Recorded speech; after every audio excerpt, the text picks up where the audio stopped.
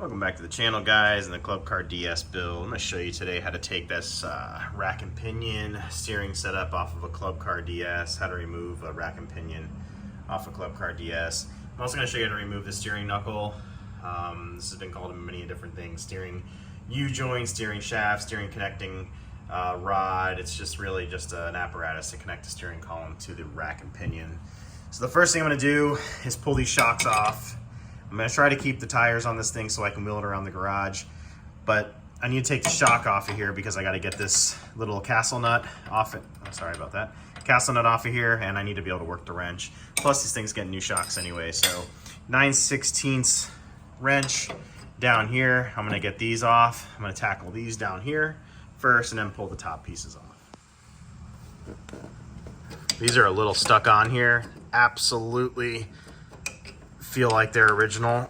If not, maybe they were replaced once, like 2005-ish. But these definitely feel like they're old and worn. So PB Blaster WD-40 is going to be your friend on one of these builds, and it's probably going to run into my fair share of bolts that shear off the nuts. So get a lot of trips to Ace Hardware on this job to get some new hardware.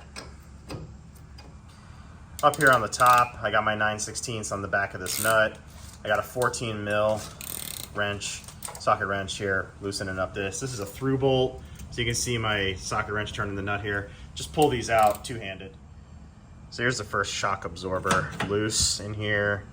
Got the nut off of there, so just a little finagling and she'll come right out. Probably want to compress the shock a little bit and then pull it out of here. See, I'm able to do this with one hand, just pull down on the shock like that, freeze it up, and then slide it right off. Yeah, this thing has definitely seen better days. It is done. Quick tip: whenever you're doing one of these breakdowns, take all your hardware, and if it's got a threaded sector, put your hardware back on. Yeah, this nut has seen better days. Luckily, the lift kit that I'm getting from Golf Carts Modified is the 6-inch Mad Jacks kit, and I paid about 500 bucks for that thing. That's gonna replace the A-arms on this, so I don't really need these parts, but you never know. Something could happen in shipping, something could happen where I don't get it. So I always like to try to put all the bolts and nuts back to their, I call them bosses, where they came from. This way I can always reassemble if I need to, and then I keep my parts in another separate area here.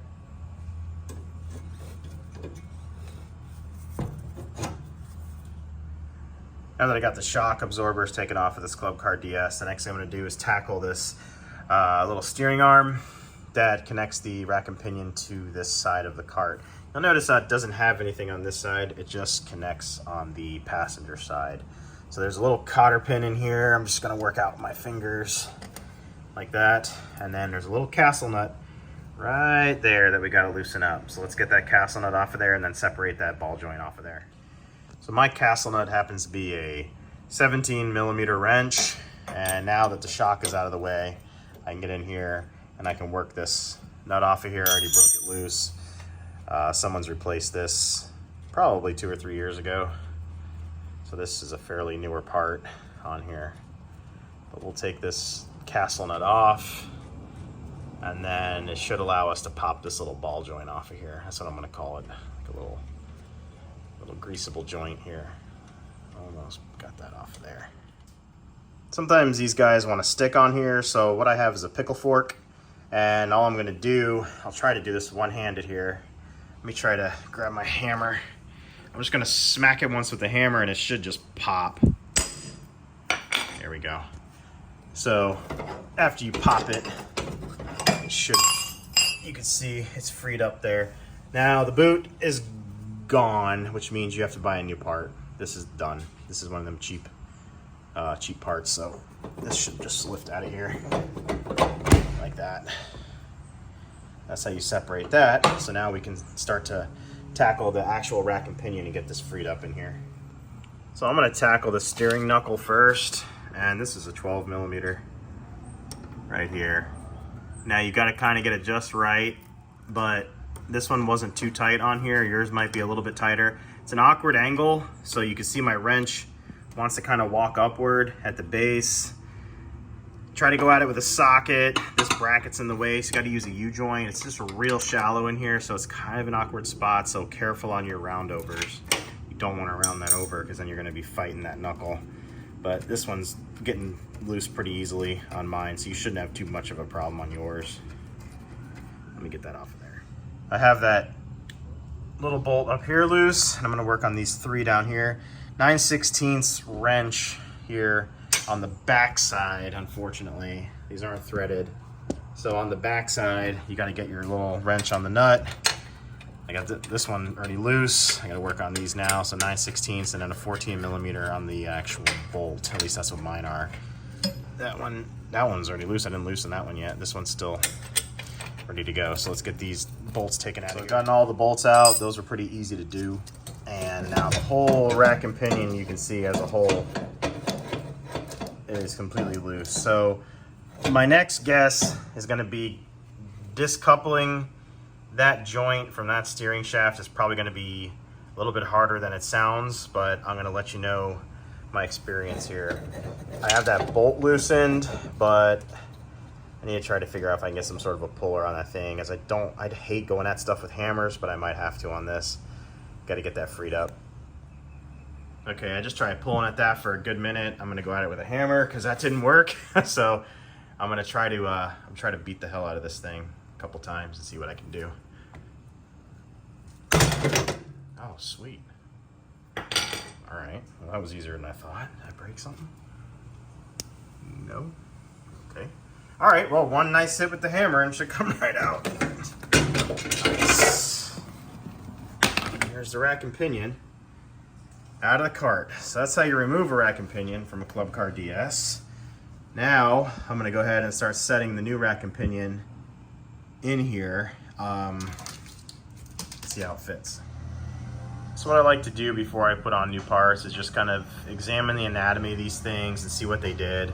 Obviously these repops from Amazon are just remanned original castings.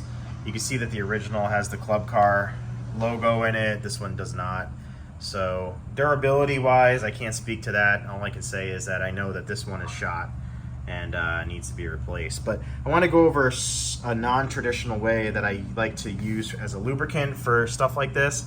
I see a lot of guys go at this stuff with just regular old grease, but get yourself some of this Bow Lube. This is an original Boeing developed lubricant, and this is going to be really good for stuff like this where you're putting spline shafts inside of collars like this. It's a good anti-corrosive, very good lubricant, and it makes sure that everything will seat well. When I redid my Jeep restoration series on this channel, I used the Bow Lube a lot, and the nice thing about the Bow Lube is that you can unassemble parts as easy as you assemble them. So it's just a really good lubricant. This stuff, I'll try to find a link down below where I can link to this stuff.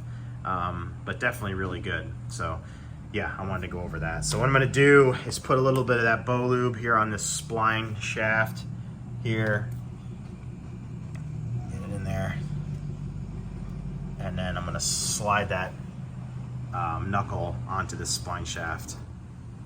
I forgot to mention this in the previous clip, but one thing I want to mention, there's a safety device on these that prevents the steering knuckle itself from discoupling from the steering shaft up on the cart and also from the bottom of the rack and pinion. And it's very simple.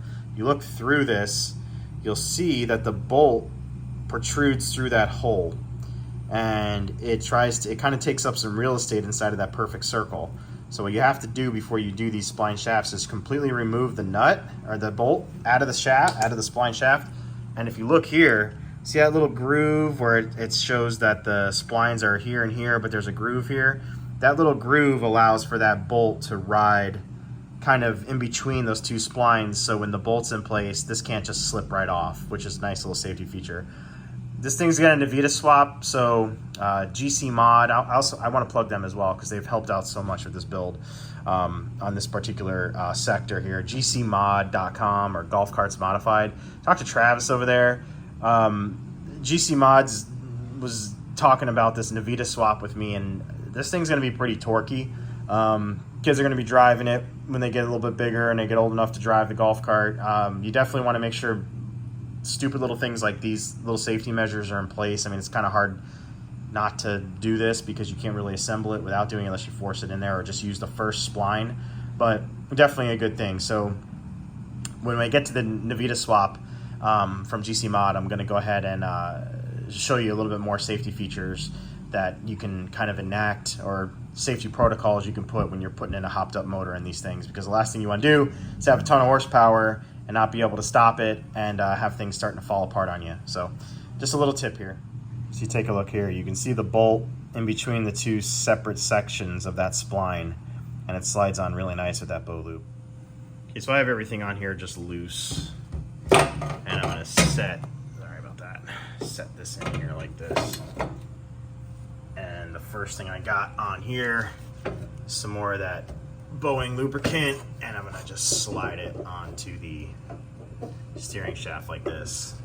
And I'll clock the steering wheel up above when I do the steering wheel installation. Just like when I was telling you before, you'll see this is the steering column here, and you'll see there's a little notch. See that notch right here where my finger is? That little notch is where the bolt's gonna ride through. So you can't just put this on wherever you want. You gotta put this where the bolt is gonna ride. You can see here, good example. See where that bolt is? It's not a perfect circle. That's where that bolt's gonna ride through that circular area and keep this like a safety, so this just can't slide off of here. That bolt's gonna keep that on, so it can't slide off the bottom part of these splines. So I got this first nut tightened down onto the actual steering shaft. A little bit cumbersome just to try to finagle it in there, but it's not too hard. All this stuff's really easy if you take your time. But I got that snug down nice and tight, not too tight, because all this stuff is just, you know, light aluminum, light steel, so not too crazy on it. Now it comes factory loose right here, and there's some adjustment here to get your rack and pinion set correctly, which I'm going to go ahead and bolt in place now. And then wherever that, see there, right there, that adjustment there, wherever that actually lands inside of the body here, I'll be able to snug down that tightening bolt to get the adjustment perfect. I have all these larger bolts bolted in now, and the next thing I'm going to do is just get my 13mm on these final spline bolts and get these snug down. That one there, and I'm going to work on this one here. Just like that, the rack and pinion and steering knuckle has been replaced on the Club Car DS, and I can say this is buttery smooth. If I operate the steering wheel now, we got a little bit of a squeak in there. It's the boot rubber making some noise, but I'll tell you what, that is buttery smooth. I mean, for a less than $100 investment, I'll throw some Amazon affiliate links down below where you can get this, or hit up gcmod.com. This is nice. That's exactly where I want to start before I lift this thing. I want to make sure all the loose stuff and all the worn out stuff is replaced down here before I tackle it any farther. So next video in the series, I'm going to address the connection between the rack and pinion and the actual tires themselves, the wheels themselves. I'm also going to address those ball joints back there on that rod. So yeah, guys, remember to like, please, and subscribe. I'm trying to get to 100,000 subscribers. Visit gcmod.com if you need any golf cart parts, and I will get you in the next video. Later.